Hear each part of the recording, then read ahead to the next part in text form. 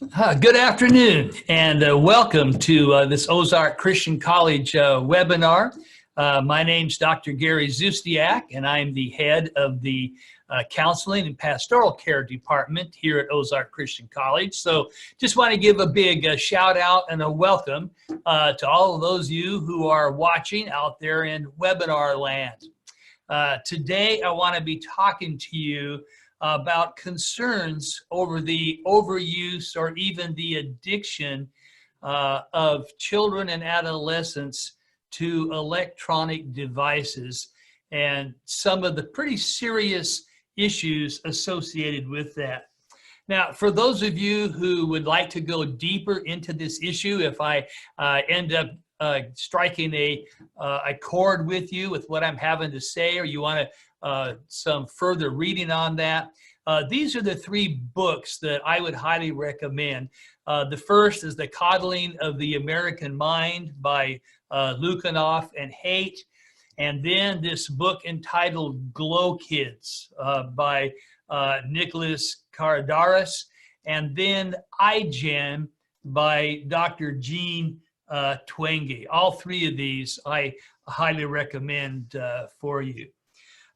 Electronic devices, digital media, I think they have, really improved our lives in many, many ways. So I want you to know I'm not against technology per se. I'm an avid user of technology. I have 2 iPads, an iPhone, 2 MacBook Pros, and I use them in the classroom. I am not against technology per se. What I am concerned about is the many problems that can result from overexposure to using technology.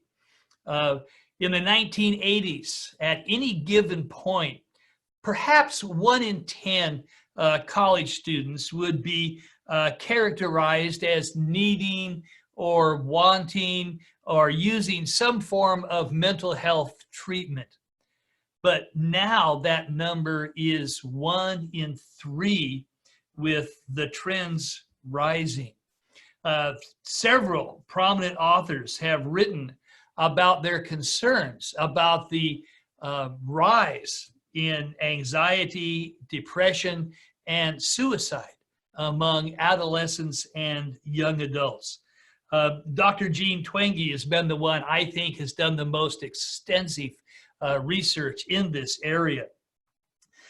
She and her colleagues analyzed the data from the National Survey on Drug Use and Health, and this is a government survey that tracks mental health and substance use in individuals ages 12 and over in the U.S.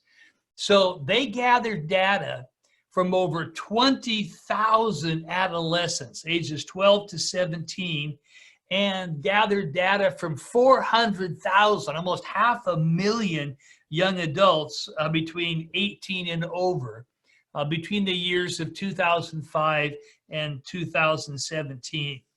And what they found was that major depression, students who were reporting symptoms of major depression had increased over the past year 52% in teenagers and over 63% in young adults just over a decade.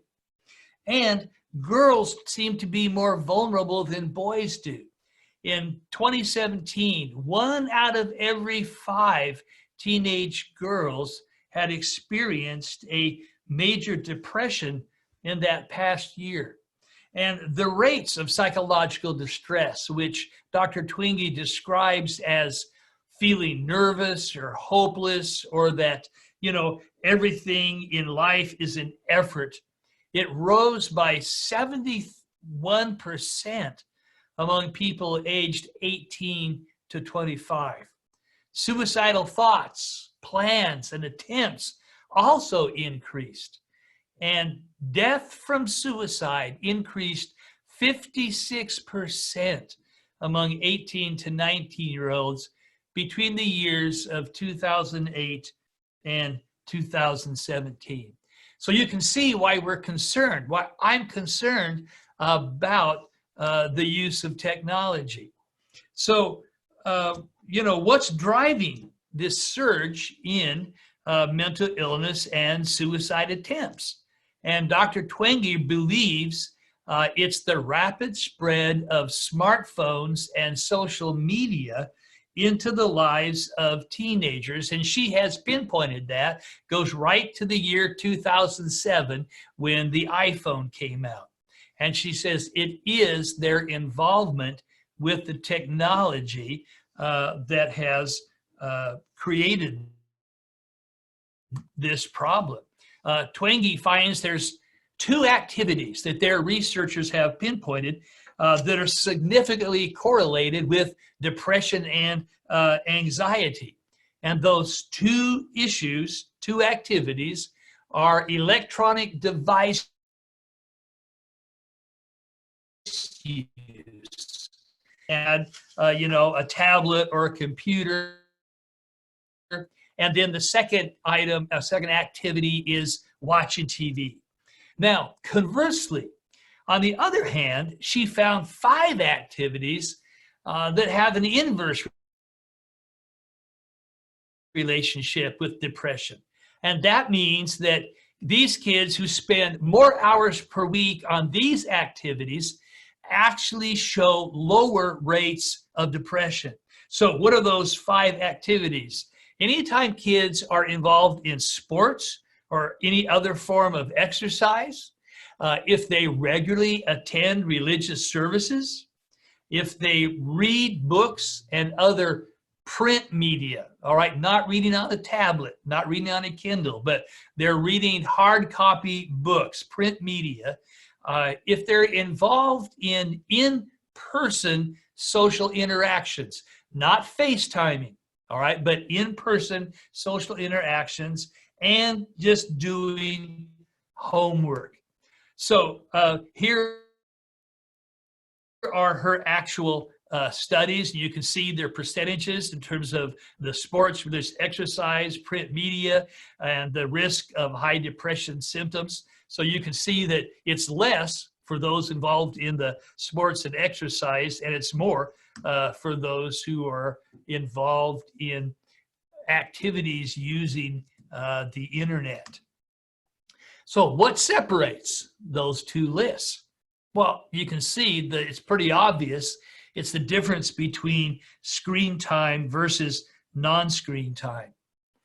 And when kids use screen time 2 hours a day or less, there's no elevated risk of depression. And so it's kind of like that's the magic number, is 2 hours.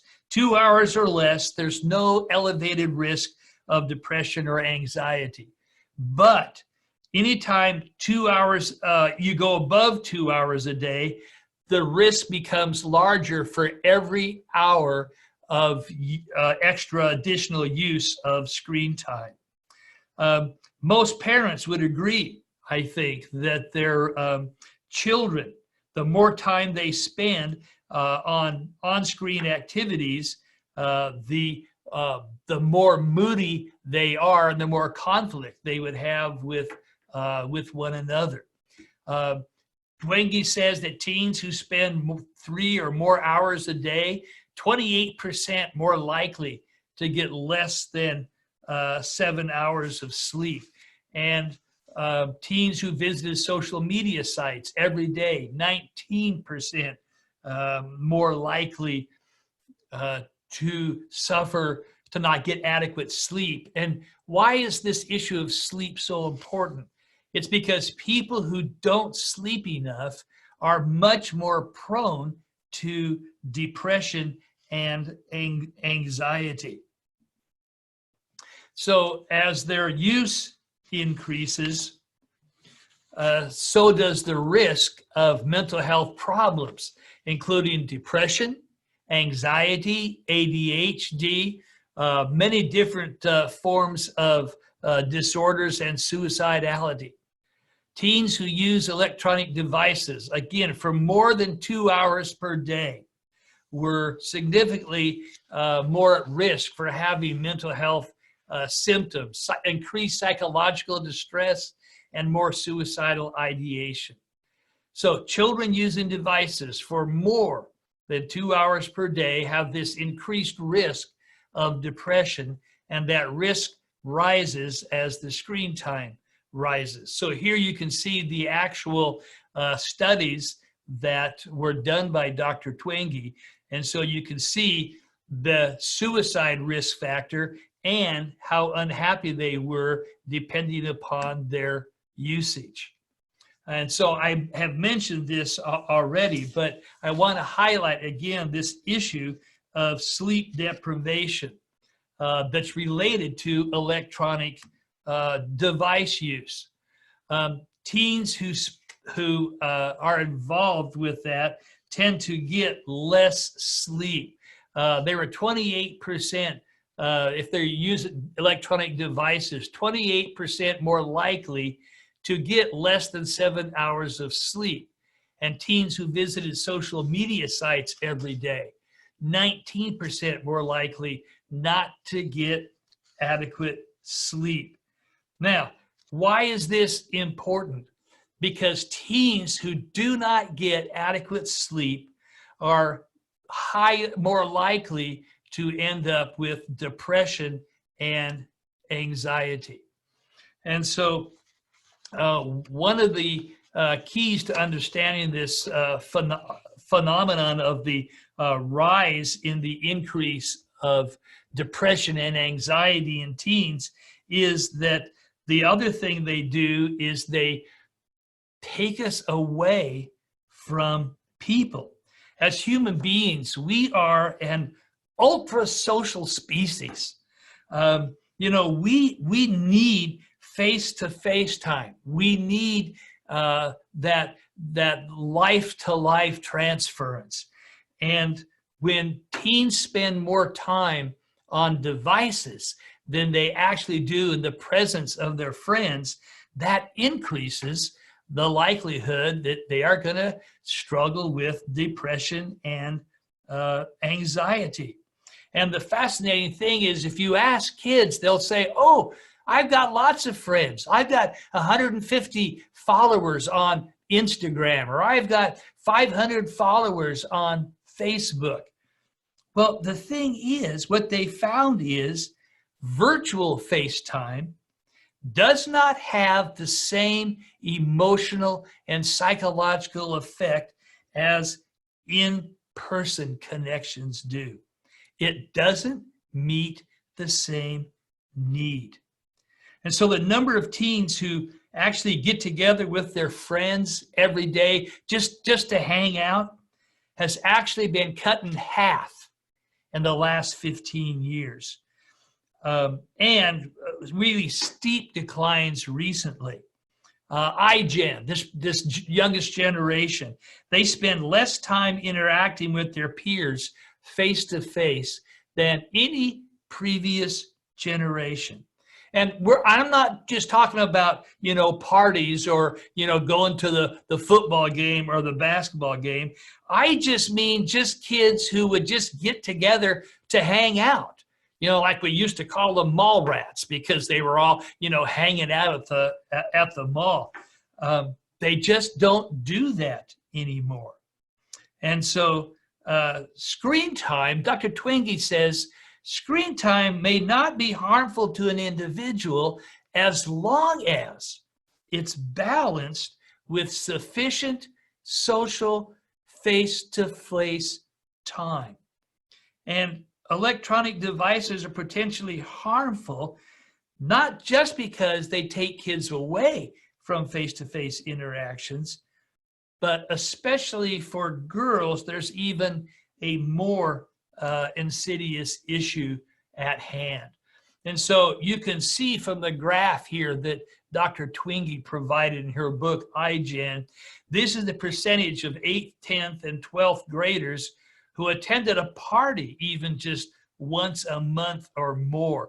And so you can see how far, you were up to the 78, 79 percentile of kids who did that. And now we are down to like the 50s. And so it shows just how much device use has kept adolescents and young people just from doing face-to-face interaction. So I had mentioned that devices were especially of concern for girls, for females, especially the whole social media world. And here's some reasons why. Here are some social media concerns. So when I talk about social media, all right, I'm talking about platforms like Facebook, Instagram, Snapchat, TikTok, those kinds of things. Students will reach out for validation or support on these social media platforms, and they receive that support depending upon how many likes or how many clicks or how many comments they will receive from their recent post. And when they don't get what they feel like are enough responses, enough likes, or enough clicks, or enough sharing, their levels of anxiety and depression increases. Now, another way that social media has a negative effect on girls especially is because social media presents a curated version of the students' lives. And so they are more adversely affected by this gap between appearance, what they look like on Facebook or Instagram or Snapchat, and what they are actually like in reality. And so for girls, especially more than boys, social life centers around inclusion and exclusion. And so social media vastly increases the frequency in which teenagers see people that they know having fun and doing things together, including things from which they were not invited. And so this increases what we refer to as FOMO, which stands for this fear of missing out. And then that develops also as they scroll through these social media accounts and they see all their friends having this great time at this party or this event that they were not invited to. And so then they have FOBLO, which is the fear of being left out. And Dr. Twenge says that girls use social media more often. And so that provides additional opportunities for them to feel excluded, isolated, and lonely when they see all their classmates and their friends getting together without them. So here again, this is percentage of 8th, 10th, and 12th graders who agree with the statement, I often feel left out of things, or a lot of times I feel lonely. Look how high that has risen just in the past years. And Dr. Twenge says this rise in feeling left out or lonely is directly related to social media. And again, here's this risk of loneliness, very similar to previous graphs that I showed in terms of the dangers of social media. And it's the very same things pretty much in terms of anytime they're doing something that is non-screen time related, they're going to feel less lonely. Anytime they're just on social media, just doing screen time, there's a higher risk they're going to feel isolated and lonely. Another issue, the consequence of this social media curation of presenting this false idea, this false reality that teenagers live in, is especially for girls and women, what they see on social media is artificially enhanced pictures. And so these girls will see pictures not just of models. I mean, everyone knows that models are going to be photoshopped and touched up so that they look great on that magazine cover. But not just models. Every girl has the opportunity to take their selfie, and they won't just take one selfie. They're going to take 20 selfies with, their hair tossed a different way, their hair turned a different way, till they pick that one they like the best. And then even on platforms such as Instagram and Snapchat, they can send that picture through a filter. And in that filter, they can give themselves fuller lips, make their cheeks with more blush to it, make them, hollow or fuller, whatever they want to do, change their skin tone. And then they publish that picture. And the really funny thing is then, it's really sad, is that when they look at those pictures of people that they know, it's their friends, and they see this artificially enhanced picture up on social media that's just perfect and beautiful, they feel bad about themselves, and their self-esteem is lowered because they're going, wow, I don't look that good. But if they would just wake up, they would realize, but that's my friend and she doesn't even look that good. But they don't tend to do that. They just see this beautifully, artificially enhanced picture and then feel less than.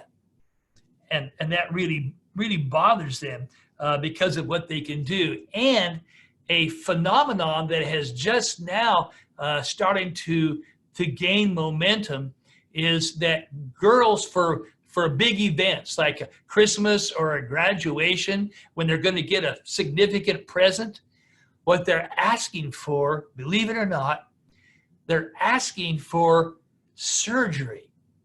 And what they want is they want to have surgery to make them look like their enhanced self on Facebook or Instagram.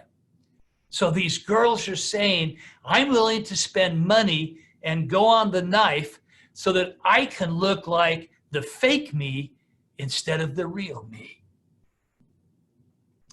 Another reason social media may be harder on girls than it is on boys is because girls and boys are aggressive in different ways. Research has shown that boys are more physically aggressive. They'll hit and punch one another, duke it out. But girls are relationally aggressive, which means that they will try to hurt their rivals' relationships, their reputations, and their social status. And they will often do this by using social media to make sure that other girls know who is intentionally being left out of this, important social gathering. So just how much time do adolescents actually spend online?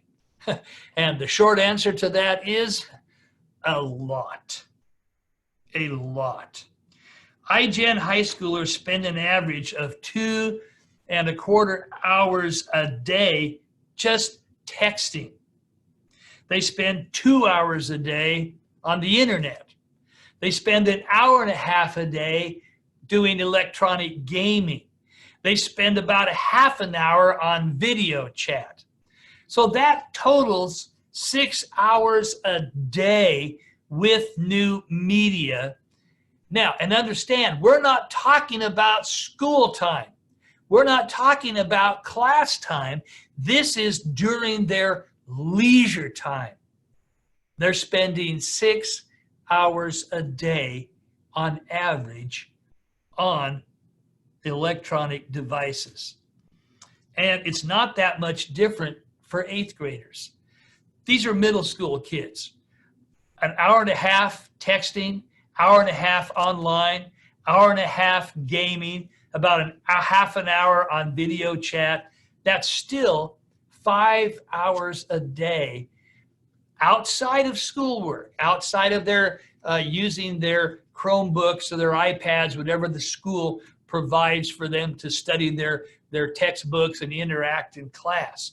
This is 5 hours of their own and their leisure time. So here's, if you wanted to see a pie graph, kind of how that plays out. They're texting, their internet, their gaming, TV, and their video chatting. How much time do they spend? Again, here it's broken down: texting, internet, social media, gaming. Besides the amount of time that young children and adolescents are spending online, I'm also extremely concerned about the content that children and adolescents are exposed to online that leads to some pretty serious mental health problems. Most parents are unaware of some of the online content that glorifies and perpetuates very serious mental health problems. An example would be eating disorders. There are 2 major types of sites. They are called Anna sites and Mia sites. So if you hear a girl talking about her friend Anna or her friend Mia, you want to do some questioning, because they may be talking about an Anna website or a Mia website. And those 2 terms are short for anorexia and bulimia. And both of those sites are pro-anorexia, pro-bulimia sites. And they give students hints on how to go undetected and the best ways to stay ill. They even will have online competitions. When mental health professionals found out about these websites, they tried to get Google and Yahoo and the main platforms to take them down because they're so detrimental to the mental health of adolescents. But Google and Yahoo said, no, this is a free speech issue. And so we won't take them down. And so kids are exposed to these things. They're also exposed to things like self-harm and cutting, we usually call that, and drug use. Things of concern. Now, again, I want to go back. I've touched on this already, but that lack of face-to-face time that electronic device use seems to be contributing to.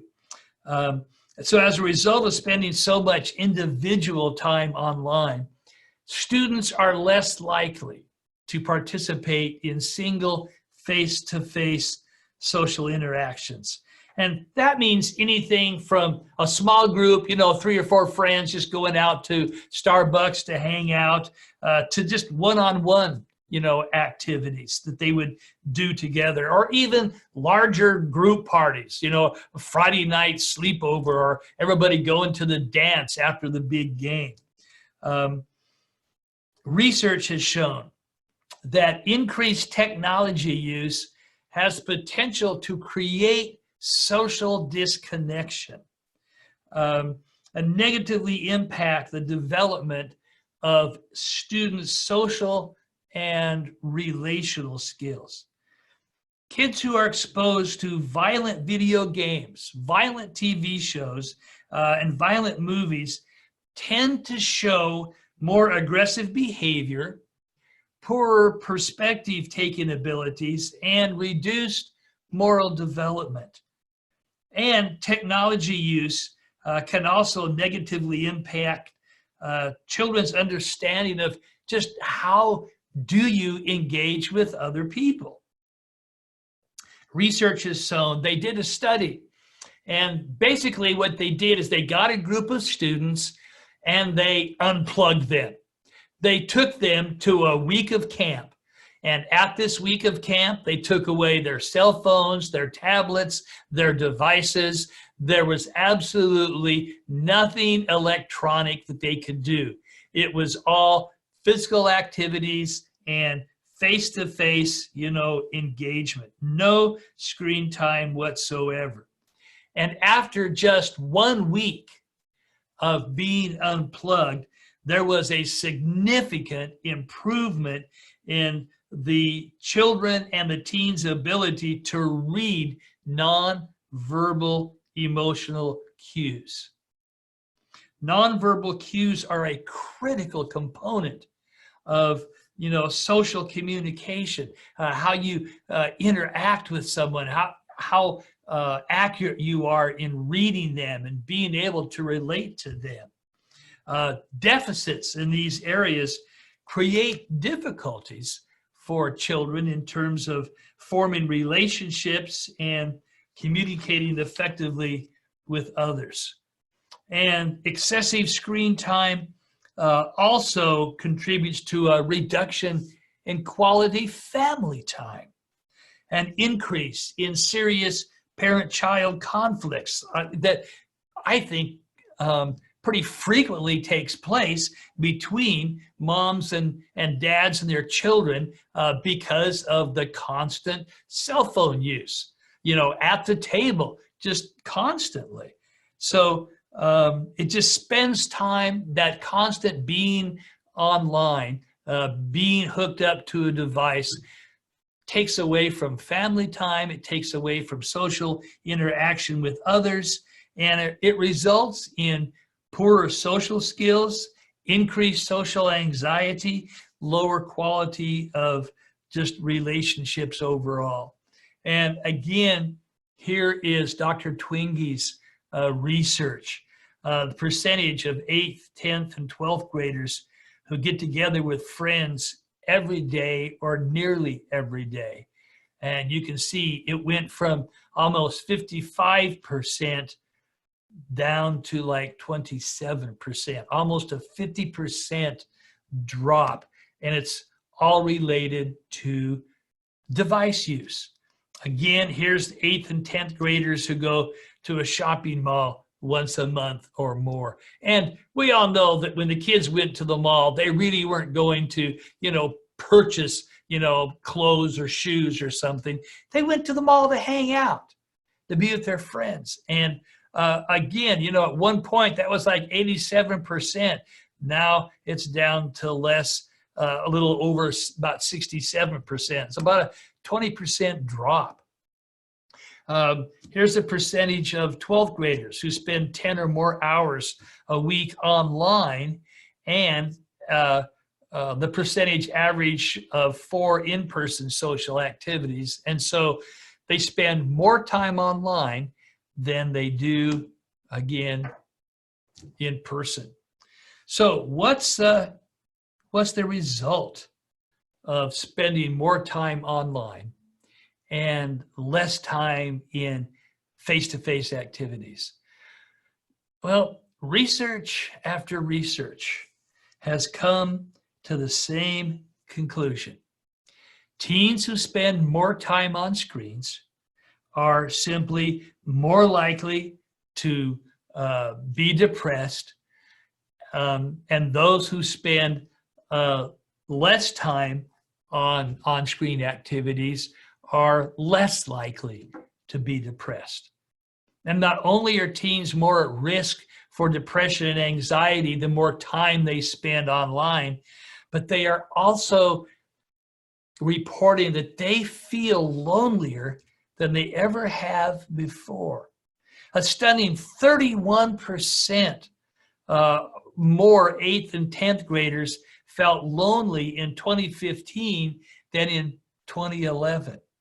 It was 22% more lonely for 12th graders.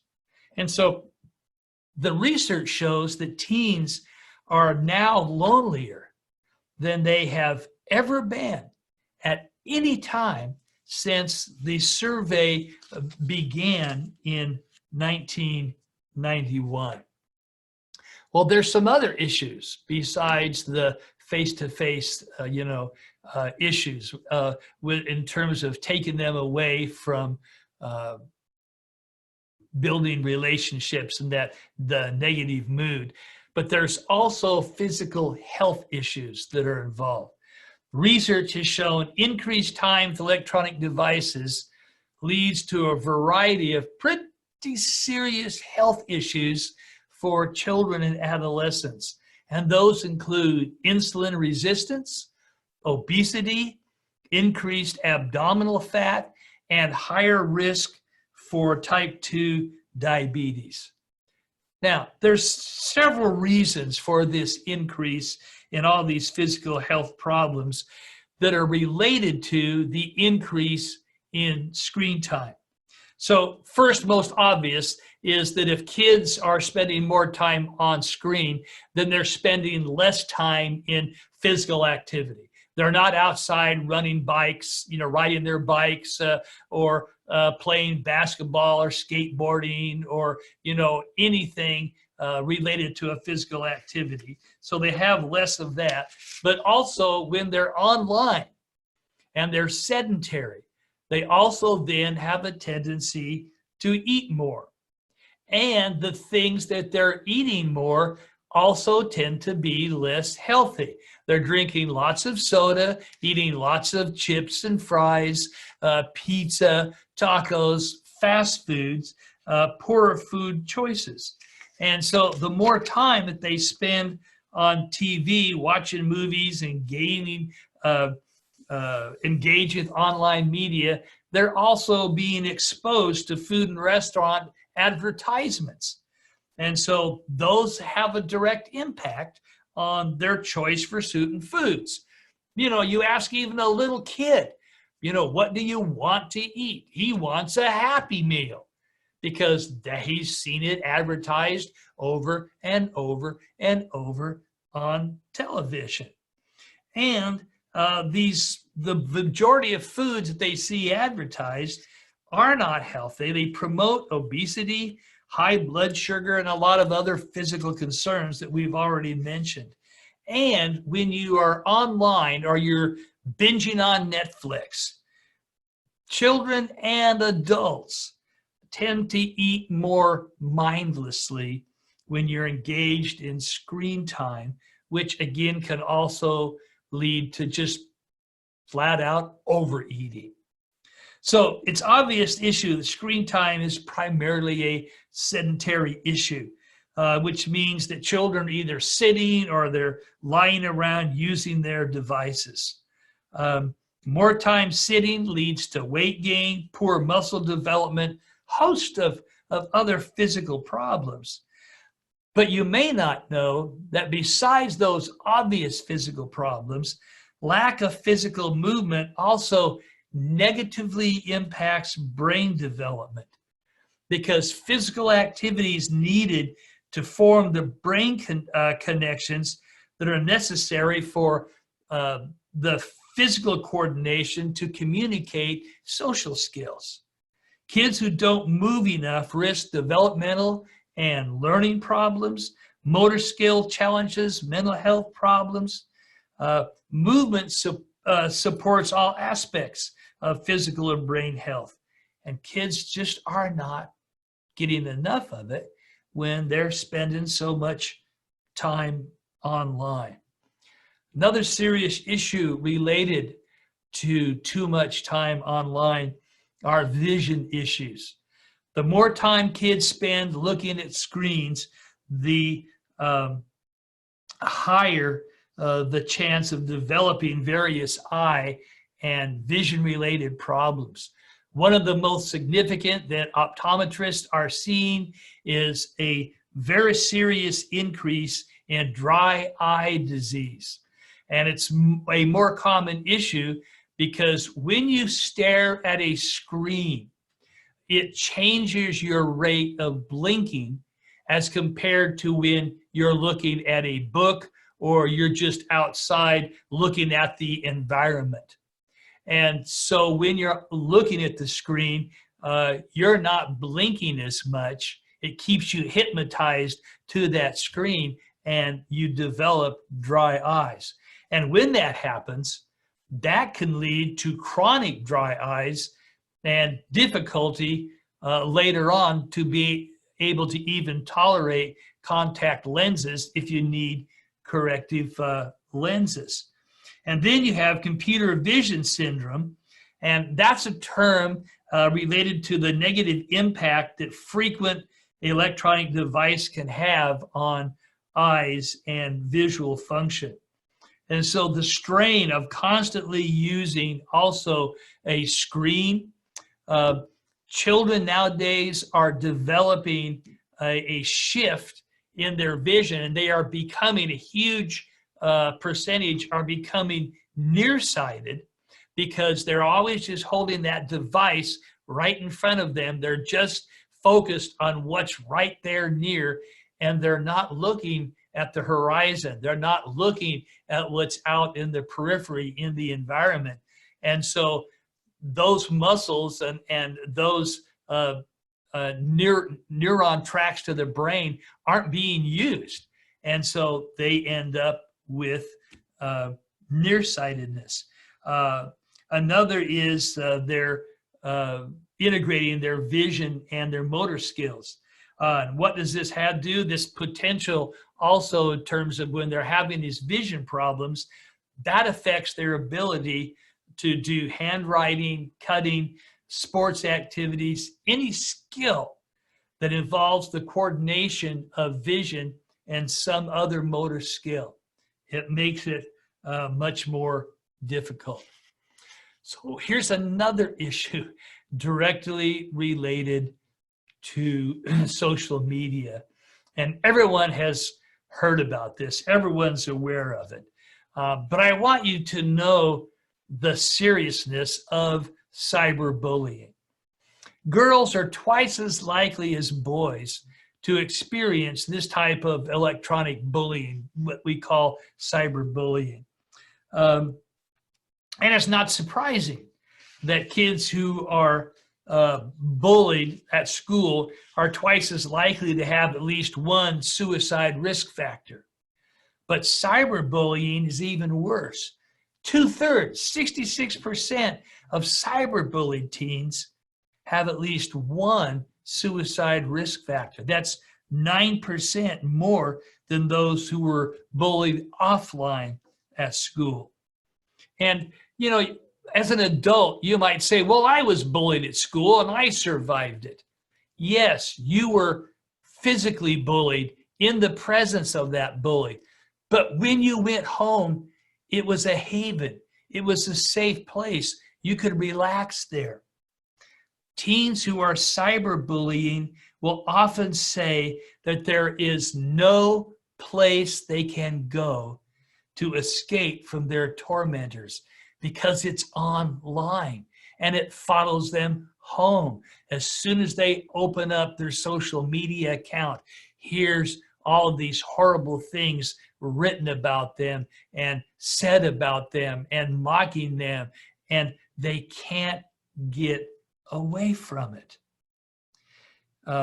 And they don't want to, the only way to get away from it is to absolutely quit using devices altogether. But if they do that, then they feel truly isolated. They have no connection with the social world that they're a part of.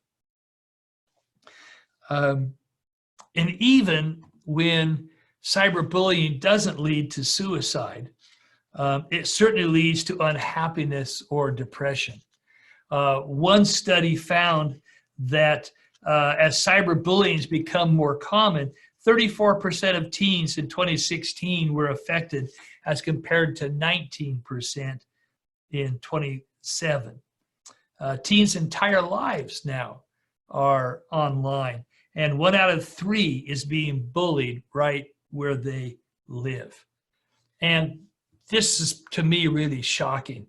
In 2011, for the first time, 24 years, the teen suicide rate was higher than the teen homicide rate. And that gap grew larger from 2011 to 2014, with the suicide rate being 32% higher than the homicide rate in 2014. Now, the reason for this is because kids are staying home. They're on their devices.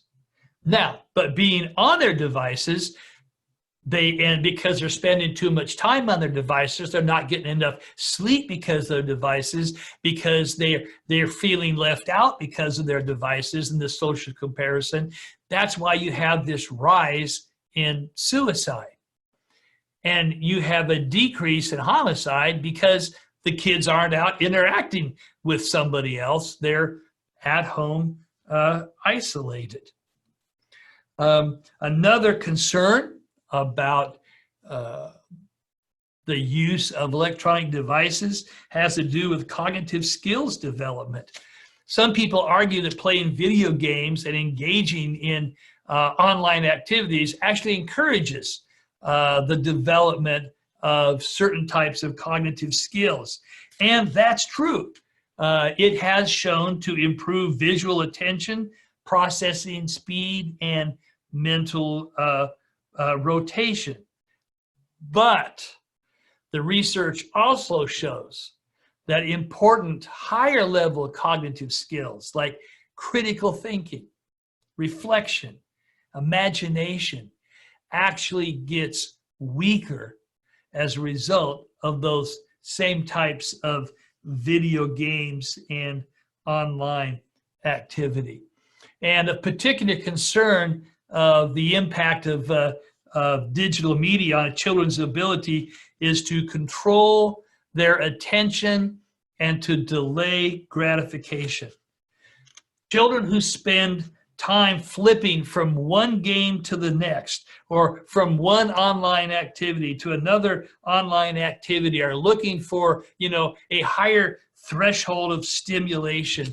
Those kids find themselves more easily bored than kids who don't engage in those online activities, and they tend to be more focused on immediate gratification.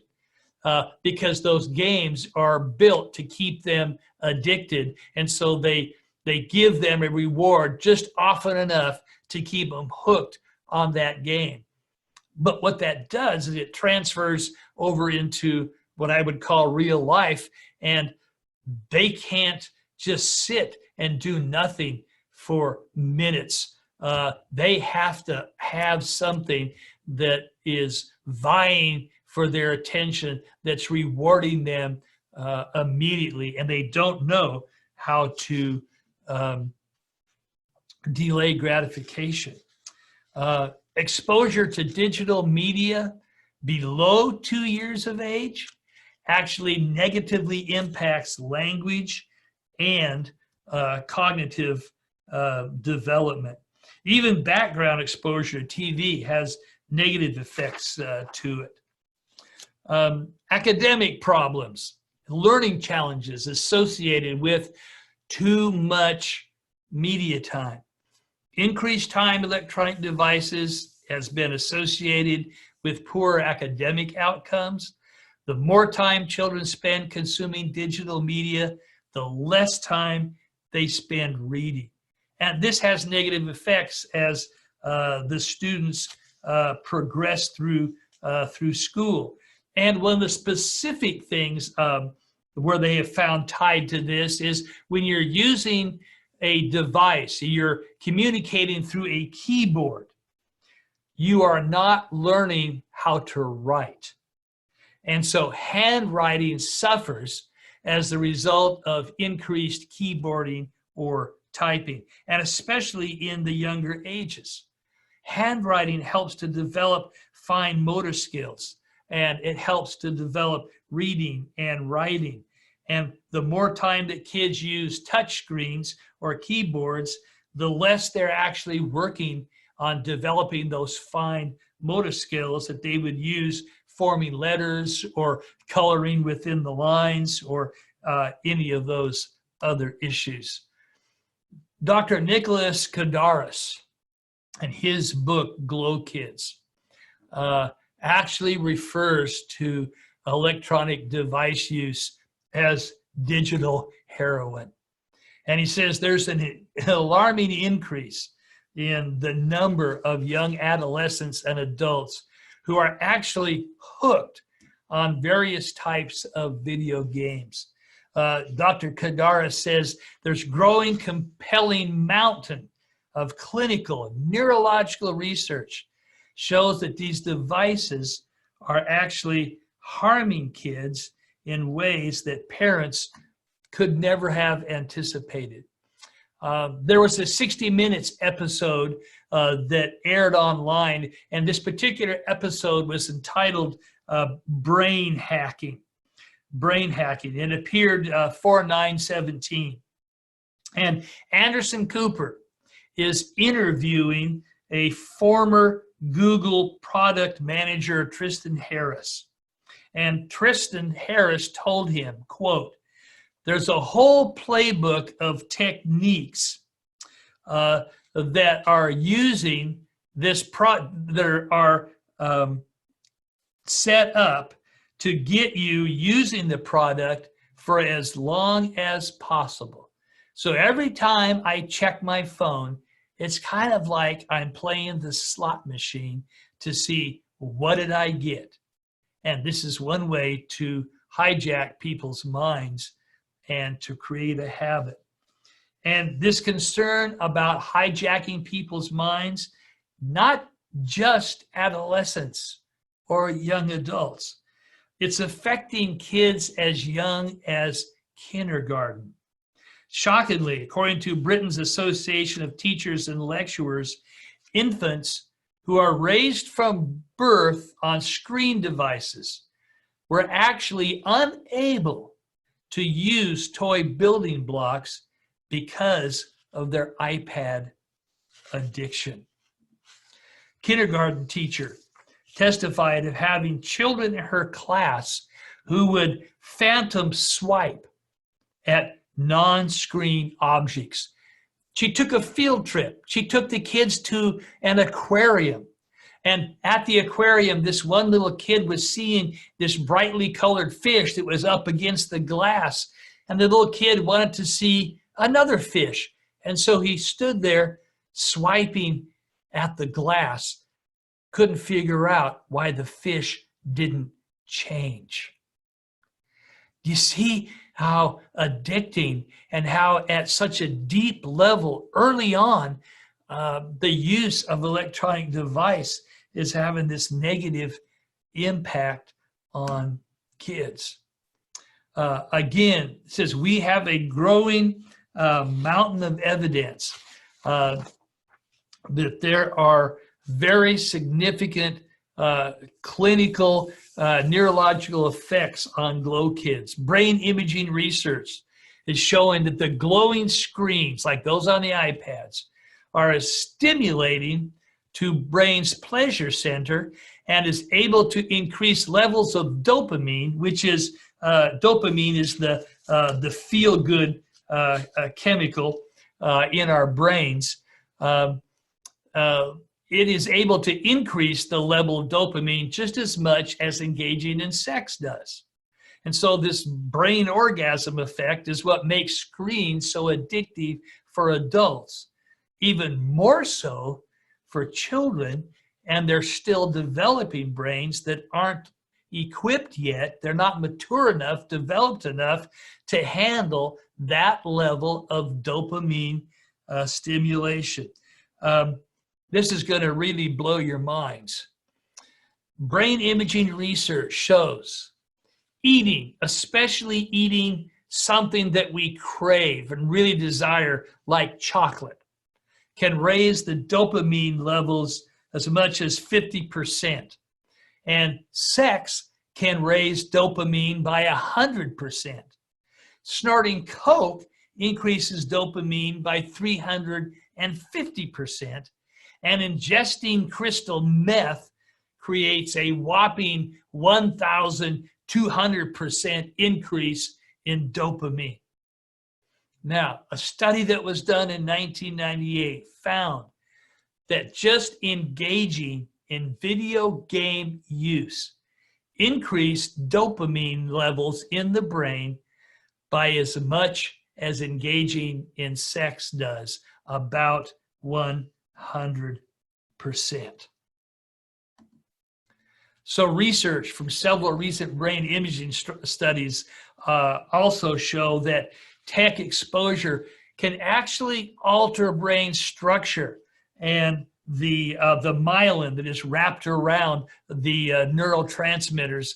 It affects them exactly the same way that drugs can.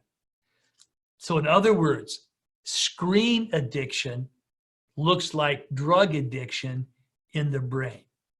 So recent brain imaging studies conclusively show that excessive screen exposure can neurologically damage a young person's developing brain in the same way that cocaine addiction can.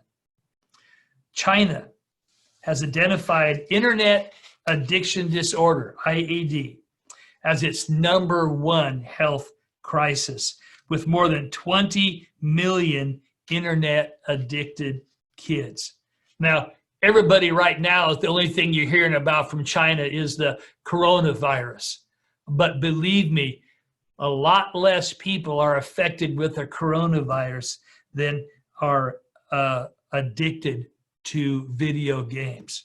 Korea, South Korea, has actually opened 400 tech addiction rehab facilities.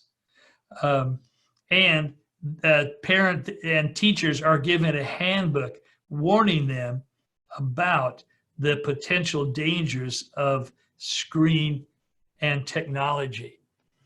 And I think what makes this digital addiction even more insidious and more problematic than illicit drug use, all right, cocaine or crack, most parents and teachers are very aware of the dangers of cocaine and crack and, illicit street drugs. And they got their guard out. They won't let pushers onto the playground. Parents want to know who their kids are hanging out with. And so they're very protective of their children over drug and alcohol. But they're unaware of the negative effects that device use is having on their kids, and that it affects their brains in much the same way. In fact, most all the schools now begin introducing tablets for students' use instead of traditional textbooks. And so it's kind of like the school system is, helping our kids to become tech addicts. Just a few more before I close. Another phenomenon of concern with too much tech use is what we call the game transfer phenomenon. And this is simply when you play a video game so much, it can actually induce pseudo-hallucinatory-like experiences. And what that means is that the person who's been playing that game will actually have involuntary sensations, thoughts, actions, or reflexes that are directly related to that game. And in some instances, even visual hallucinations. It would be like if you played Tetris for hours and hours on end, all right? And then when you quit playing it, even when you're not looking at a video screen, you see those little squares, all right, those shapes dropping in front of your eyes. Now, for most time, these tactile and visual hallucinations are temporary, but in some instances, they persist and are recurring. Another danger is just of screen exposure is simply this. According to a longitudinal report over a 20-year period, we are shockingly losing sensory awareness at a rate of 1% a year. 15 years ago, people could distinguish 300,000 different sounds. Today, many children can't go beyond 100,000. 20 years ago, the average subject could detect 350 shades of a particular color. Today, the number is 130. You may ask, well, why is that? 20 years ago, kids spent more time outside.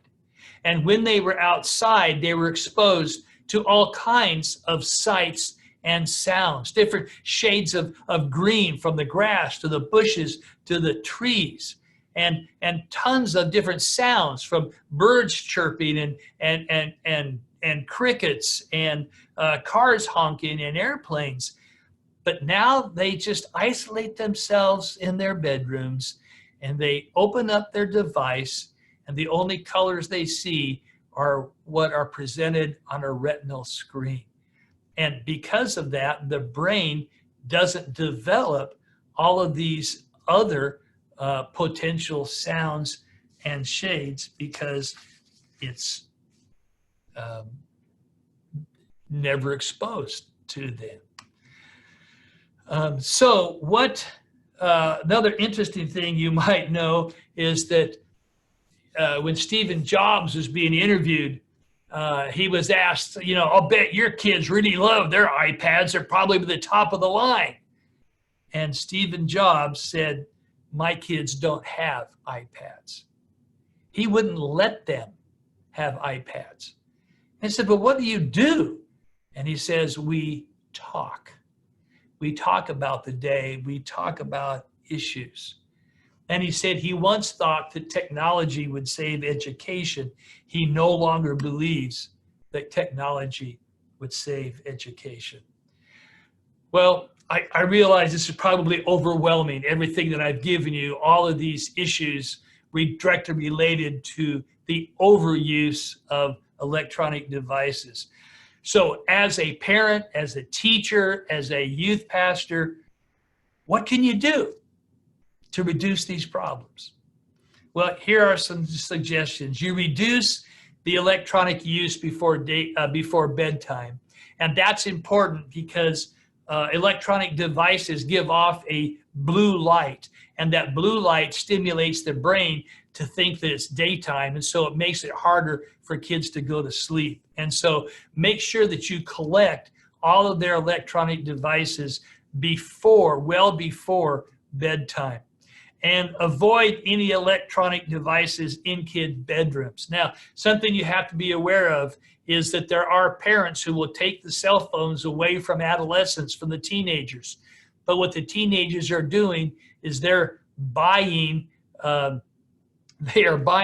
phones and putting all their accounts under different names, and they keep them hidden under their mattress so that their parents don't know about their use at night. So you need to be aware of that phenomenon.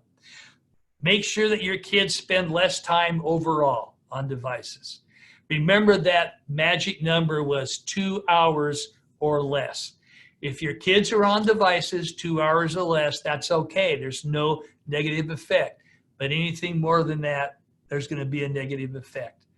Make sure that they take movement breaks periodically to avoid sitting too long.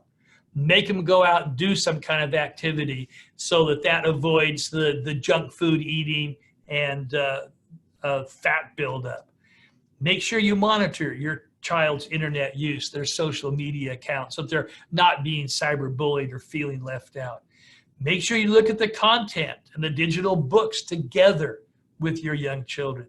Spend time developing appropriate activities that are not electronically related. Things like coloring and painting, playing with toys, socializing with friends, doing outdoor activities. Buy them Legos, all right, and use Legos with them. Also, avoid holding devices close to the head for long periods of time. The conclusions are still in limbo about whether or not holding devices close to the head are actually going to be damaging or not in terms of the rays that are put forth. Make sure your kids have other interests and activities beyond electronic devices. Have a conversation, especially with adolescents. Kids nowadays are very open and willing to talk about mental health issues, what's going on in their life.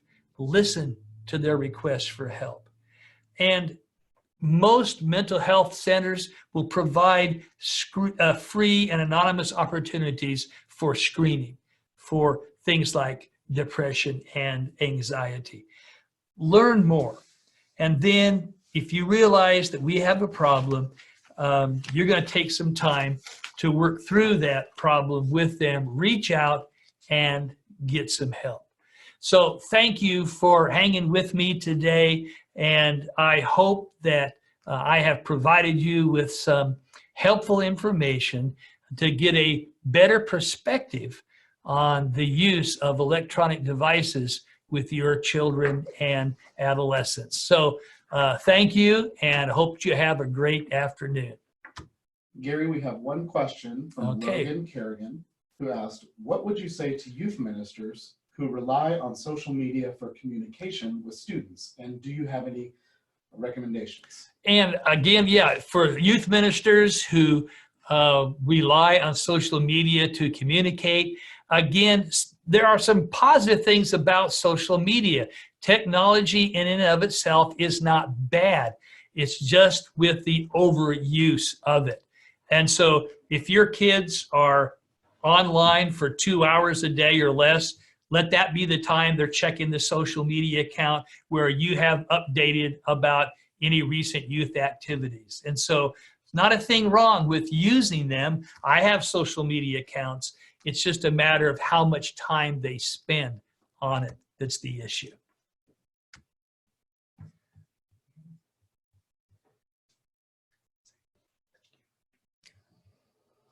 So we appreciate the questions and the interest, and hope you have a great day.